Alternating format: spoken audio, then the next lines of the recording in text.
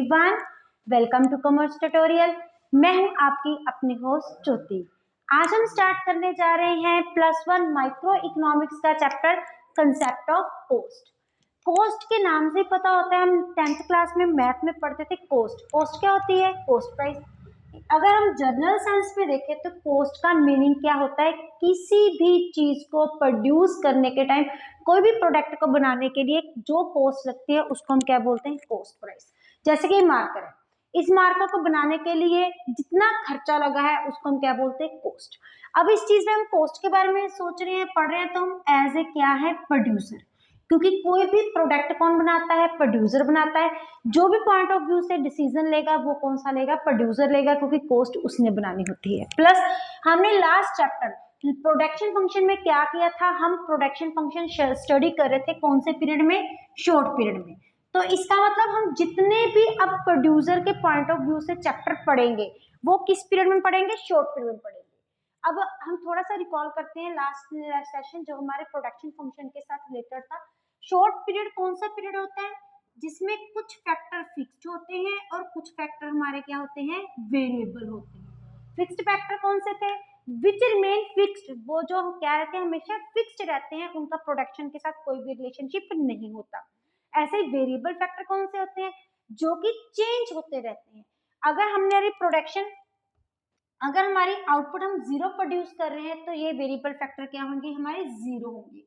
जैसे जैसे हमारी प्रोडक्शन इंक्रीज होती जाएगी वैसे वैसे हमारा वेरिएबल फैक्टर इंक्रीज होता जाएगा। अगर आप इनकी ज्यादा डिटेल में स्टडी करना चाहते हो तो आप जाके प्रोडक्शन फंक्शन की प्लेलिस्ट में जाके वो चैप्टर टेक इनटू अकाउंट कर सकते हैं। पहले तो हमें ये पता होना चाहिए कि हम इसमें एज ए प्रोड्यूसर देख रहे हैं और शॉर्ट पीरियड के बारे में हम स्टडी कर रहे हैं। उसके बाद अगर हमारे इकोनॉमिक सेंस में देखें तो कॉस्ट क्या होती है? It is a summation of explicit cost and implicit cost. Explicit में यहाँ पे वर्ड क्या आ रहा है? एक्स। एक्स मीन्स भी एक्सटर्नल, और इन में एक वर्ड आ रहा है in, that knowns to be the internal. वो कॉस्ट जिसके लिए हम एक्सटर्नल लोगों को पेमेंट करते हैं उनको हम कौन सी कॉस्ट बोलते हैं? Explicit cost. जैसे मैंने एक फैक्ट्री लगानी थी, फैक्ट्री लगाने के मेरे को एक क्या लेनी पड़ी? बिल्डिंग लेनी पड़ी। अब बिल्डिंग के लिए मैंने बिल्डिंग किससे परचेज की? राम से। तो मैंने बिल्डिंग परचेज करने के टाइम तो राम को क्या की? पेमेंट की। चाहे पेमेंट कैश के साथ हो, चाहे पेमेंट क्या हो? चेक के साथ हो। लेकिन हम आउटसाइडर को इसमें क्या कर रहे हैं? पेमेंट कर रहे हैं। यहाँ पे वर्ड यूज किया हुआ है एक्सप्लिसिट में, एक्स का मतलब एक्सटर्नल। वो कॉस्ट जिसके लिए हमें आउटसाइडर को पेमेंट करनी पड़ती है उसको हम कौन सी कॉस्ट बोलते हैं? Explicit cost. इन मतलब इंटरनल, कि जो कॉस्ट हमारे अंदर ही रिलेटेड होती है, किसी ना किसी हमारे इंटरनल पर्सन के साथ रिलेटेड होती है और इसके लिए हम बाहर कभी भी पेमेंट नहीं करते। फॉर एग्जाम्पल, मुझे एक क्या ऑफिस बनाना था, ऑफिस के लिए मेरे को एक रूम की जरूरत थी, तो उसके लिए मैंने क्या किया? अपने ही घर में एक छोटा सा क्या खोल दिया? ऑफिस खोल दिया। अब अपने ही घर में मैंने ऑफिस खोला तो मेरा क्या होगा? वो इंटरनल होगा। मैंने अपनी ही जगह यूटिलाइज की जिसके लिए मैंने बाहर कोई भी पेमेंट नहीं की। लेकिन हमारी कॉस्ट में, हमारी इकोनॉमिक्स में इसको हम कौन सी कॉस्ट किस नाम से जानते हैं? That is our implicit cost, that is our imputed value. इसके लिए जो हमारा वर्ड यूज किया जाता है that is our imputed cost. Imputed cost का मतलब क्या होता है? Estimated cost.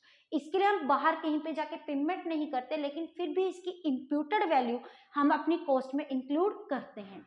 इसके बाद एक और हम एग्जांपल लेते हैं। हमने एक क्या शुरू की? फैक्ट्री लगाई। फैक्ट्री लगाने के लिए क्या चाहिए थी? बिल्डिंग चाहिए थी।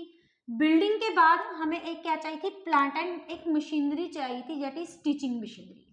मेरे पास, हमने 4 फ्रेंड्स ने मिलकर एक फैक्ट्री शुरू की जिसमें क्या क्या चाहिए थे? Stitching machinery. अब वो स्टिचिंग मशीनरी हम बाहर से परचेज करने के बजाय हमारे घर में 4 पड़ी थी, हमने उनको क्या कर लिया? यूटिलाइज कर लिया। मीन्स इसके लिए बाहर कहीं भी पेमेंट नहीं करनी पड़ी। ऑन द अदर हैंड हम बस यही देखेंगे, अगर वो कॉस्ट जिसके लिए बाहर पेमेंट एक्सटर्नल पर्सन को पेमेंट करनी पड़ती है उसको इम्प्लिसिट कॉस्ट कहते हैं, और जब हम इसमें कोई भी पेमेंट नहीं करते, वो उसमें हमारी सिर्फ कौन सी कॉस्ट इंक्लूड होती है? That is our imputed cost, उसको हम क्या बोलते हैं? Implicit cost. अब इनका एक छोटा सा डिफरेंस आता है, हम इनका एक डिफरेंस छोटा डिस्कशन करते हैं। सबसे पहले ये that is our implicit cost, ये हमारी क्या आ जाती है? Implicit cost. सबसे पहला पॉइंट हमारा क्या बन गया, मीनिंग का बन गया। मीनिंग में क्या होते हैं, इसके लिए हम हमेशा आउटसाइडर्स को क्या करते हैं, पेमेंट करते हैं, कैश की इन्वॉल्वमेंट होती है। लेकिन इसमें कभी भी आउटसाइडर्स की पेमेंट होती ही नहीं, पेमेंट तो इंक्लूड होती ही नहीं है। इसकी नेचर, इसमें नेचर में क्या होते हैं, इसकी कॉस्ट प्राइस इंक्लूड की जाती है, लेकिन इसमें हम कौन सी वैल्यू लेती हैं, imputed cost. Imputed cost means to be estimated cost. Then एक हमारी क्या आ जाएगी, एग्जांपल आ जाएगी, that is our explicit and implicit cost. Second है हमारी selling cost and production cost. Production means production, किसी भी प्रोडक्ट को प्रोड्यूस करने के लिए जितना खर्चा लगता है उसको हम क्या बोलते हैं, प्रोडक्शन कॉस्ट। अब एक हमने प्रोडक्शन कर ली, प्रोडक्शन को अब मार्केट में लॉन्च भी करना है, क्यों, न्यू प्रोडक्ट जाके मार्केट में लॉन्च करेगा तो उसके लिए ट्रांसपोर्ट एडवर्टाइजमेंट भी करनी पड़ती है, लोगों को भी तो इंफॉर्मेशन होनी चाहिए कि हमारा ये प्रोडक्ट मार्केट में आ जाएगा। तो उस टाइम पे जो हम एडवर्टाइजमेंट में कॉस्ट करते हैं, चाहे कोई भी ट्रांसपोर्ट कॉस्ट, जहाँ जिस पर्सन ने सामान खरीद लिया अब वहां से उसके घर तक पहुंचाना, प्रोडक्शन के बाद अप टू सेल पॉइंट तक जितना भी खर्चा किया जाता है उसको हम क्या बोलते हैं, सेलिंग कॉस्ट। उसके बाद हमारे जाते हैं कंसेप्ट ऑफ कॉस्ट। कॉस्ट के कितने कंसेप्ट है, जैसे कि हमने प्रोडक्शन फंक्शन में देखा था, यूटिलिटी में देखा था, हमारे पास क्या होते हैं, 3 कंसेप्ट होते हैं। First is total cost, average cost and marginal cost. Total means total, एक प्रोडक्ट को प्रोड्यूस करने के लिए जितना टोटल खर्चा आया है उसको हम क्या बोलेंगे, टोटल कॉस्ट। एवरेज हमारी क्या जाती है, cost per unit of output. एक मार्कर को सेल करने के लिए हमारा जितना खर्चा लगा है उसको हम क्या बोलेंगे, एवरेज कॉस्ट। मार्जिनल का मतलब हमारा क्या होता है, एडिशनल। एडिशनल में हमने क्या किया था, एक एडिशनल प्रोडक्ट को प्रोड्यूस करने के लिए हम एक्स्ट्रा जितनी कॉस्ट आ रही है उसको हम क्या बोलेंगे, मार्जिनल कॉस्ट। सबसे पहले इसमें हम टेक इनटू अकाउंट आज करेंगे टोटल कॉस्ट। टोटल कॉस्ट क्या होती है, अभी हमने किया था, थोड़ी देर पहले हमने डिस्कस किया था कि प्रोडक्शन फंक्शन में हमने कौन सा पीरियड पढ़ा था, शॉर्ट पीरियड पढ़ा था, जिसमें कुछ फैक्टर हमारे फिक्स्ड होती हैं और कुछ फैक्टर हमारे क्या होते हैं, वेरिएबल होती हैं। ऐसे ही हमारे जो टोटल कॉस्ट में हमारे 2 टाइप ऑफ कॉस्ट इन्वॉल्व होती है, that is total fixed cost and total variable cost. जो कॉस्ट फिक्स्ड फैक्टर के ऊपर इन्वॉल्व होती है उसको हम क्या बोलेंगे, फिक्स्ड कॉस्ट, और जो कॉस्ट हमारे वेरिएबल फैक्टर के ऊपर इन्वॉल्व होती है उसको हम क्या बोलेंगे, variable cost, which refers to fixed factors, that is our fixed cost, which refers to our variable factor, उनको हम क्या बोलेंगे, वेरिएबल कॉस्ट। अब फिक्स्ड कॉस्ट के बारे में हमने क्या देखा था, फिक्स्ड कॉस्ट बहुत, अब फिक्स्ड फैक्टर अगर आप इसका स्क्रीनशॉट लेना चाहते हैं तो पहले आप ले सकते हैं। अभी हमने किया है कि वो कॉस्ट जो हमारे फिक्स्ड फैक्टर के ऊपर रहती है उनको हम बोलते हैं फिक्स्ड। फिक्स्ड मतलब वो हमेशा हमारे क्या रहेगी, फिक्स्ड। हम आउटपुट जितनी मर्जी प्रोड्यूस करें। अब देखो, बिजनेस स्टार्ट करना था, अब बिजनेस शुरू करने के लिए एक मशीनरी की जरूरत थी। अब ये तो है नहीं कि आज मैंने प्रोडक्शन स्टार्ट करनी है तो मशीनरी में आज ही ऑर्डर करूंगी, नहीं। मशीनरी कुछ ना कुछ टाइम पहले अरेंज करनी पड़ती है, 1 मंथ पहले, 15 डेज पहले। अब चाहे वो मशीनरी मैंने खरीद के अपनी फैक्ट्री में रख ली, चाहे उसके साथ अभी कोई भी प्रोडक्शन स्टार्ट नहीं हुई, प्रोडक्शन स्टार्ट करने के लिए अभी मेरे पास 15 दिन का टाइम पड़ा है, लेकिन भी उसके चार्जेस जो मशीनरी के ऊपर लग चुके हैं, चाहे प्रोडक्शन 0 है, चाहे उसके साथ मैं एक क्वांटिटी आउटपुट प्रोड्यूस कर रही हूँ, चाहे 2 कर रही हूँ, चाहे 10 कर लूँ, चाहे 1000 कर लूँ, वो प्लांट एंड मशीनरी अगर मैंने 50 लाख की परचेज की तो 50 लाख ही उसकी कॉस्ट रहेगी, चाहे उसके साथ मैं एक 1000 यूनिट्स 1 लाख यूनिट्स क्यों ना प्रोड्यूस करूं, चाहे कुछ भी ना प्रोड्यूस करूं, तो उसको हम क्या बोलेंगे, फिक्स्ड कॉस्ट, जो हमेशा क्या रहती है, फिक्स्ड। जैसे कि हमारे पास एक टेबल पड़ा हुआ है, चाहे 8.0 प्रोड्यूस करूं, चाहे 2 प्रोड्यूस करूं, चाहे 3 प्रोड्यूस करूं, लेकिन हमारी फिक्स्ड कॉस्ट क्या रहेगी, 10 that will remains the fixed. ये ना इंक्रीज होगी और ना ये डिक्रीज होगी। यही रीजन है, इसको हम और कौन सी कॉस्ट बोलते हैं, सप्लीमेंट्री कॉस्ट। सप्लीमेंट्री मतलब ये स्पोर्टिव कॉस्ट होती है, ये एक इसका हमारी आउटपुट के साथ कोई भी लेना देना नहीं होता। Then indirect cost as well as the overhead cost. अगर हम इसका डायग्राम बना के देखें तो वो कैसा बनेगा, ये रही हमारी एक्स एक्सिस और इधर हमारी क्या है, Y axis.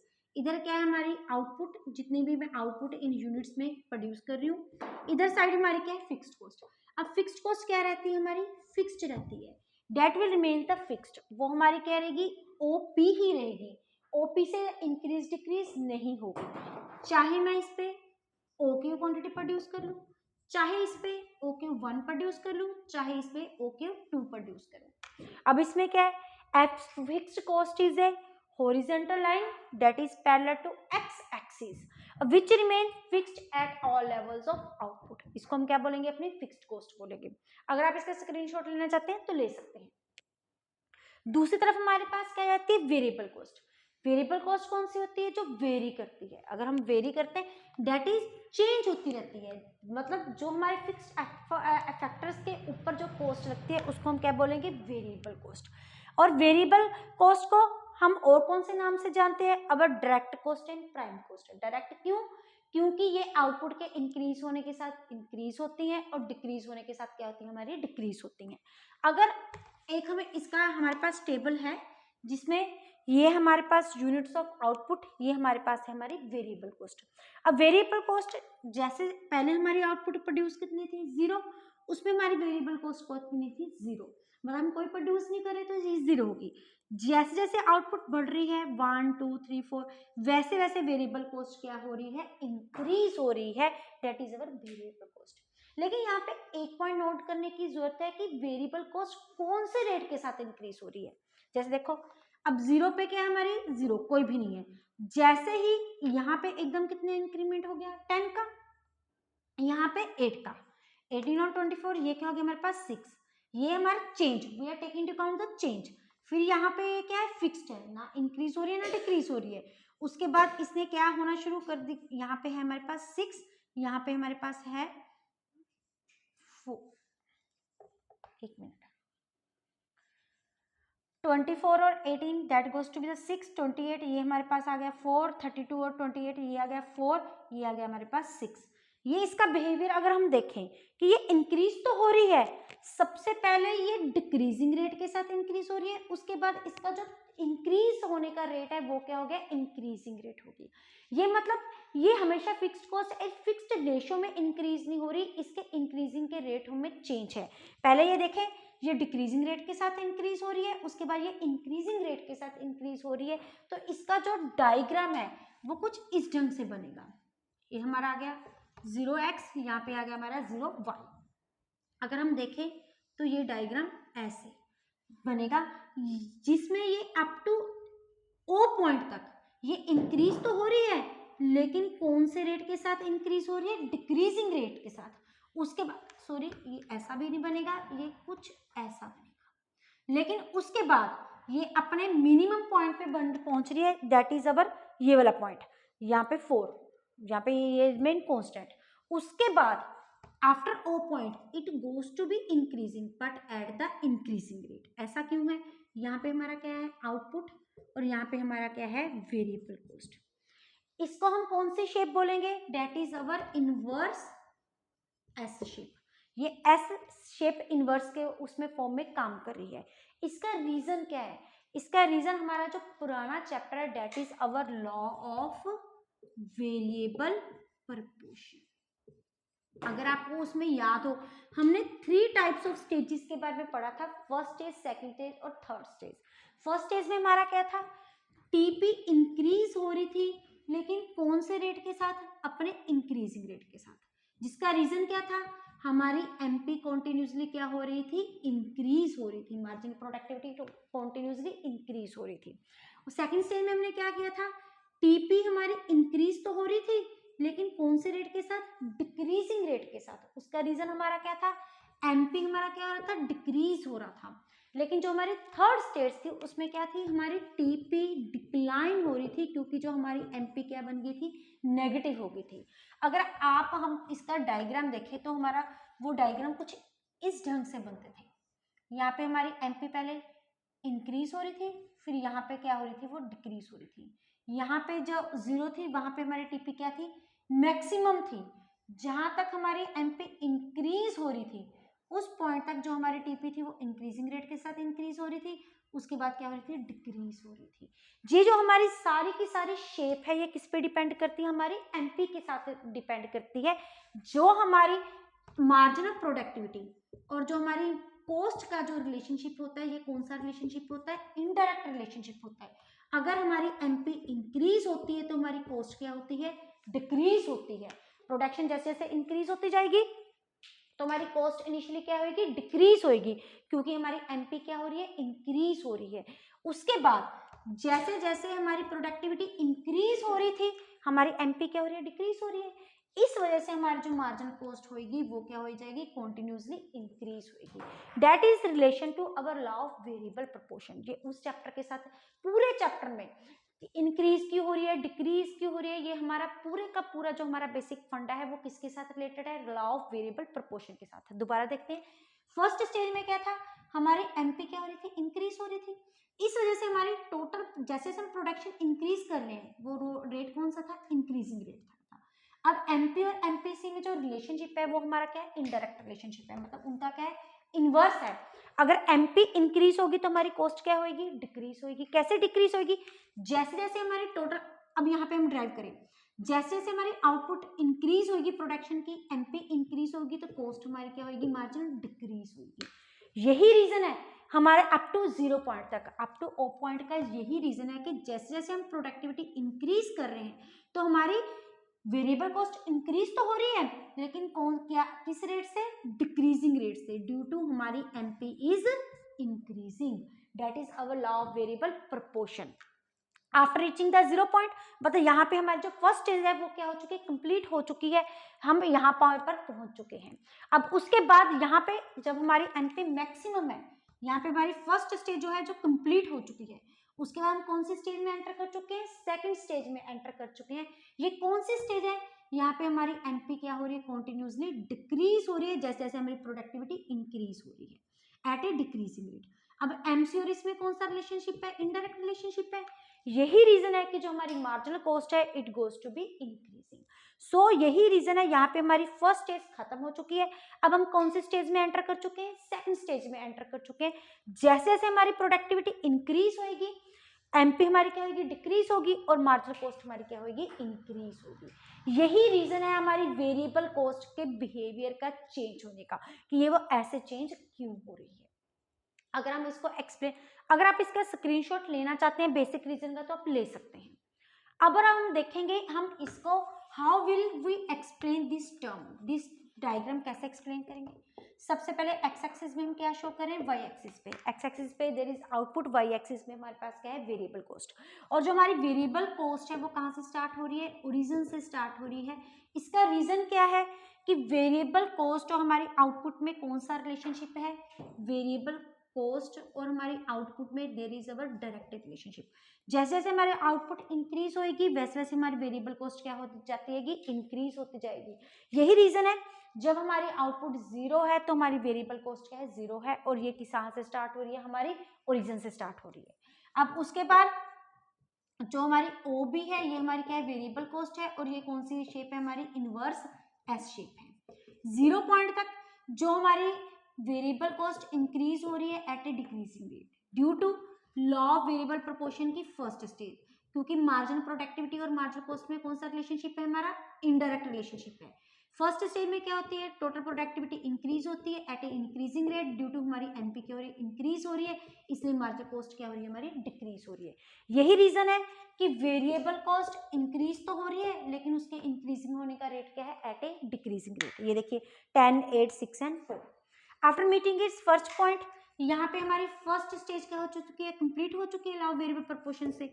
After O point हम कौन सी स्टेज में एंटर कर चुके हैं, सेकंड स्टेज में। अब सेकंड स्टेज कौन सी होती है, टीपी इंक्रीज होती है डिक्रीजिंग रेट से, why, because MP is decreasing. सही रीजन है, हमारी मार्जिनल कॉस्ट क्या हो रही है, इंक्रीज हो रही है, और वेरिएबल कॉस्ट इंक्रीज हो रही है एट ए इंक्रीजिंग रेट। देखिए आफ्टर, यहाँ तक हम काम कहाँ पे, फर्स्ट स्टेज पे, इसके बाद we are moving to our second stage, जिसके कारण हमारी जो वेरिएबल कॉस्ट के इंक्रीज होने का रीजन क्या है, हमारी इंक्रीजिंग रेट। यही है इसका रीजन। अगर आप इसका स्क्रीनशॉट लेना चाहते हो तो आप ले सकते हैं। थर्ड हमारा है टोटल कॉस्ट। अब टोटल कॉस्ट क्या है, फिक्स्ड कॉस्ट और वेरिएबल कॉस्ट को जब हम प्लस कर देंगे तो हमारे पास क्या आ जाएगी, हमारी टोटल कॉस्ट। अब देखिए हमारे पास ये टेबल बना हुआ है, अब इसके अगर हम इसकी total cost take into count करें तो कैसे है, 0 + 10, 10। इट मीन्स जब हम 0 आउटपुट प्रोड्यूस कर रहे हैं उस पर हमारी टोटल कॉस्ट 0 नहीं है, उसमें कुछ ना कुछ टोटल कॉस्ट इन्वॉल्व हो रही है। कौन सी टोटल कॉस्ट इसमें इन्वॉल्व है, किसका फैक्टर, फिक्स्ड कॉस्ट। स्टार्टिंग में जो हमारी टोटल कॉस्ट है वो किसके इक्वल है, फिक्स्ड कॉस्ट के इक्वल है। चाहे हमारी जीरो आउटपुट है लेकिन कुछ ना कुछ हम फिक्स्ड चार्जेस तो गेन कर ही रहे हैं। उसके बाद जैसे जैसे हमारी आउटपुट इंक्रीज हो रही है वैसे वैसे हमारी टोटल कॉस्ट क्या हो रही है, इंक्रीज हो रही है। 2 पे हमारी क्या है, 10 प्लस 10 20, 2 पे 28, then comes 34, it goes to be increase. ये कॉन्टिन्यूसली क्या हो रही है, इंक्रीज हो रही है। लेकिन अगर हमें इस टेबल को अच्छे से ऑब्जर्व करें तो हम क्या देखेंगे कि जो हमारी टोटल कॉस्ट है वो एक कांस्टेंट रेट के साथ इंक्रीज हो रही है। वो कौन सा है, 10। इसका मतलब टोटल कॉस्ट और वेरिएबल कॉस्ट में जो हमारा फिक्स्ड कॉस्ट है वो हमेशा क्या रह रही है, सेम रह रही है, which is equal to our 10। अगर टोटल कॉस्ट में हमारी कुछ चेंजेस आ रही है वो किसके थ्रू आ रही है, सिर्फ और सिर्फ वेरिएबल कॉस्ट से, जिसमें जैसे जैसे आउटपुट इंक्रीज हो रही है वैसे वैसे हमारा वेरिएबल फैक्टर इंक्रीज हो रहा है। अगर हम टोटल कॉस्ट में फिक्स्ड कॉस्ट निकल भी जाए तो ये हमारी दोनों क्या बन जाएगी, एक दूसरे के इक्वलाइजेशन बन जाएगी। अब देखेंगे हमारी टोटल कॉस्ट का डायग्राम कैसे बनता है। अगर हम देखें तो हाउ विल इट वर्क्स, इसमें हम तीनों एलिमेंट शो करेंगे, अपने fixed cost, total cost as well as our variable cost. ये रहा हमारा डायग्राम। इसमें एक्स एक्सिस में हम किसको शो कर रहे हैं, यूनिट्स में। वाई एक्सिस में हम किसको शो कर रहे हैं, पहले हमारी फिक्स्ड कॉस्ट, देन कम अवर वेरिएबल कॉस्ट, उसके बाद हमारी आ जाती है टोटल कॉस्ट।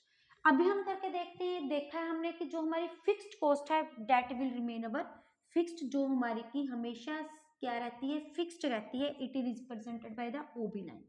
हमारी वेरिएबल जो कॉस्ट है वो कहाँ से स्टार्ट होती है, इट स्टार्ट फ्रॉम ओरिजिन। एक मिनट, सबसे पहले हम वेरिएबल कॉस्ट का डायग्राम बनाते हैं, ये ऐसे, ये शेप, जिसमें हमने वो पॉइंट जो है इसके बाद जो हमारी वेरिएबल कॉस्ट इंक्रीज हो रही है वो कौन से रेट के साथ इंक्रीज हो रही है, एकदम इंक्रीजिंग रेट के साथ। और ये हमारी कौन सी है, फिक्स्ड कॉस्ट है। उसके बाद जो हमारी टोटल कॉस्ट है वो कभी भी जीरो से स्टार्ट नहीं होती, वो हमेशा किससे स्टार्ट हो रही है, फिक्स्ड कॉस्ट के साथ। हम हमें यही अभी देख के देते हैं, स्टार्टिंग में जो फिक्स्ड कॉस्ट है वो किससे इक्वल है, टोटल कॉस्ट के। उसके बाद जो हम इसका डायग्राम बनाएंगे that will be our parallel to variable cost, क्योंकि इन दोनों में जो डिफरेंस है वो किसकी तरफ लाई कर रहे हैं, सिर्फ और सिर्फ वेरिएबल कॉस्ट का। अगर हमें इसको अब उसके बाद अगर हम देखें टोटल कॉस्ट और वेरिएबल कॉस्ट में जो ये दो लाइंस है ये टोटली पैरेलल है। ये क्यों पैरेलल है, क्योंकि इन दोनों में जो डिफरेंस है वो सिर्फ किसका है, फिक्स्ड कॉस्ट का है। अगर हम इनमें से फिक्स्ड कॉस्ट निकाल देंगे तो वो एक दूसरे क्या हो जाएंगी, इक्वल हो जाएंगी। ये हमेशा आगे तक पैरेलल रहेंगी लेकिन एक दूसरे को कभी भी जाके एक पॉइंट में मीट नहीं करेंगी। उसका रीजन क्या है, इन दोनों में जो डिफरेंस है वो किसके साथ रिलेटेड है, फिक्स्ड कॉस्ट के साथ रिलेटेड है। जैसे जैसे हम देखें, जैसे जैसे टोटल कॉस्ट हमारी इंक्रीज हो रही है, जैसे जैसे हमारी टोटल कॉस्ट जो है, एक मिनट, ये थोड़ा सा इसके पैरेलल बनाना है, ऐसे। जैसे जैसे हमारी टोटल कॉस्ट इंक्रीज हो रही है, जो टोटल कॉस्ट और फिक्स्ड कॉस्ट का जो डिफरेंस है, ये जो गैप है, इट इज कॉन्टिन्यूसली इंक्रीजिंग। ये हम क्या होता जा रहा है, इंक्रीज होता जाता है। उसका रीजन क्या है, इन दोनों में जो डिफरेंस है वो किसका है, वेरिएबल कॉस्ट का। और अगर हम इस टेबल को ध्यान रखें, ज्यादा चेंजेस किसकी वजह से आ रही है, वेरिएबल कॉस्ट की वजह से आ रही है। जैसे जैसे आउटपुट इंक्रीज हो जाती रहेगी इनका जो डिफरेंस है वो इंक्रीज होता जाता है। अब मेनली यहाँ से इनका क्वेश्चन कौन सा निकलता है, हमारे रिलेशनशिप का। अब हम इसका रिलेशनशिप देखेंगे, रिलेशनशिप ये होता कैसे है, इसको हमने राइट डाउन कैसे करना है। अगर आप इसका स्क्रीनशॉट पहले लेना चाहते हैं तो ले सकते हैं। देखिए, सबसे पहले तो हम वही बात शो करेंगे कि हम एक्स एक्सिस और वाई एक्सिस पे क्या शो कर रहे हैं। उसके बाद हम अपना देखिए, पहले क्या आ गया, एक्स एक्सिस पे हमारी क्या है, यूनिट्स जितनी हमने प्रोड्यूस कर रही है। वाई एक्सिस पे हमारी क्या है, total cost, total fixed cost और total variable cost. Second point हमारा क्या जाता है, जो टीएफसी हमारी एफसी कौन सी है, that is our total fixed cost है, विच इज हॉरिजॉन्टल लाइन है हमारी, जो कि पैरेलल टू क्या है, एक्स एक्सिस। वो क्या शो कर रही है, चाहे हमारी आउटपुट जितनी मर्जी प्रोड्यूस कर ले लेकिन हमारी जो फिक्स्ड कॉस्ट रहेगी that will remain the same, वो चेंज नहीं होगी। थर्ड पॉइंट में हमारी वीसी कौन सी है, that is total variable cost, जो हमारी क्या इनवर्स एस शेप की है।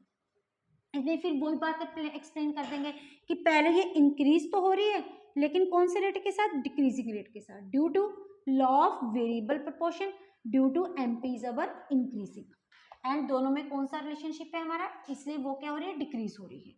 After the O point it is increasing at the increasing rate due to law of variable proportion, क्योंकि एमपी हमारी क्या हो रही है, डिक्रीज हो रही है, और एमसी हमारी क्या हो रही है, इंक्रीज हो रही है. फोर्थ पॉइंट में टीसी हमारी क्या है, that is our total cost, जो कि स्टार्ट कहाँ से हो रही है, फिक्स्ड कॉस्ट से स्टार्ट हो रही है. रीजन क्या है, जब हमारी आउटपुट जीरो है उस पॉइंट पे हमारी जो टोटल कॉस्ट है वो किसके इक्वल है, फिक्स्ड कॉस्ट के इक्वल है.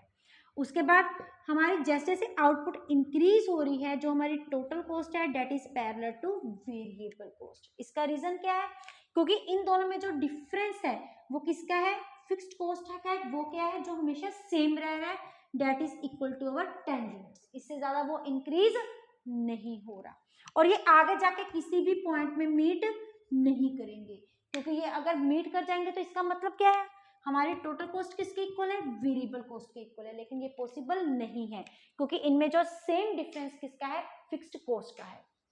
यही रीजन है कि ये एक दूसरे के क्या है, दोनों जो लाइंस है, दोनों कर्व है, that is parallel to each other. और जैसे जैसे और जो इनका जो डिफरेंस है, जो गैप है, डेट इज आल्सो सेम. लेकिन जैसे जैसे हम टीसी को इन टोटल कॉस्ट इंक्रीज हो रही है, यूनिट्स इंक्रीज हो रही हैं, वैसे वैसे टीसी और फिक्स्ड कॉस्ट का जो गैप है वो क्या होता जा रहा है, इंक्रीज होता जा रहा है. वो क्यों इंक्रीज होता जा रहा है, क्योंकि इन दोनों में कौन सी कॉस्ट लायबल हो रही है, वेरिएबल कॉस्ट. और जो टोटल कॉस्ट में चेंजेस आ रही हैं वो ड्यू टू किससे आ रही है, वेरिएबल कॉस्ट से आ रही है. और आप इसमें एक पॉइंट ये भी ऐड कर सकते हो कि जो हमारी फिक्स्ड कॉस्ट और वेरिएबल कॉस्ट है ये किस पे डिपेंड करती है, हमारी टोटल कॉस्ट में. एक रिलेशनशिप हमारा ये भी है, TC is equal to TFC plus TVC. अब जो ये टॉपिक है इसमें हमारे जो छोटे छोटे से सिली सी क्वेश्चन बनते हैं वो कौन से बनते हैं, 1 मार्क्स के. टीसी 0 से क्यों नहीं स्टार्ट हो रही, हमारी वेरिएबल कॉस्ट ओरिजिन से क्यों स्टार्ट हो रही है, जो टीसी है वो वीसी के पैरेलल क्यों है, टीसी और फिक्स्ड कॉस्ट के जो गैप है ये इंक्रीज क्यों होता जा रहा है, इनके हमने ऑलरेडी पॉइंट्स कर लिए हैं. जैसे कि ये 0 से क्यों हुई है, क्योंकि इनमें जो दोनों एक दूसरे के इक्वल है. ये पैरेलल क्यों है, क्योंकि इन दोनों में जो सिर्फ कौन है, फिक्स्ड कॉस्ट लाई कर रहा है, और वो जो गैप है दोनों में that is remains the same. और उसके बाद ये जो पॉइंट जो इनमें गैप है ये कॉन्टिन्यूसली इंक्रीज होता जा रहा है, और क्योंकि इनमें जो एग्जिस्ट हो रही है वेरिएबल कॉस्ट एग्जिस्ट हो रही है, और वेरिएबल कॉस्ट की वजह से ही जो है इनमें चेंजेस टोटल कॉस्ट में आ रही हैं. और मेन पॉइंट कि जो हमारा वो, हाँ बस यही पॉइंट्स है कि वेरिएबल कॉस्ट 0 से क्यों स्टार्ट हो रहा है, क्योंकि जो वेरिएबल कॉस्ट है वो आउटपुट चेंज होने के साथ चेंज होती है. जब आउटपुट 0 है तो वेरिएबल कॉस्ट भी हमारी क्या है, 0 है. ये जो टॉपिक है it is related to total cost. Average cost, marginal cost will be discuss in our next session. Video अच्छी लगे इसको लाइक करें, ज्यादा से ज्यादा शेयर करें, चैनल को सब्सक्राइब करना ना भूलें. Thank you, have a nice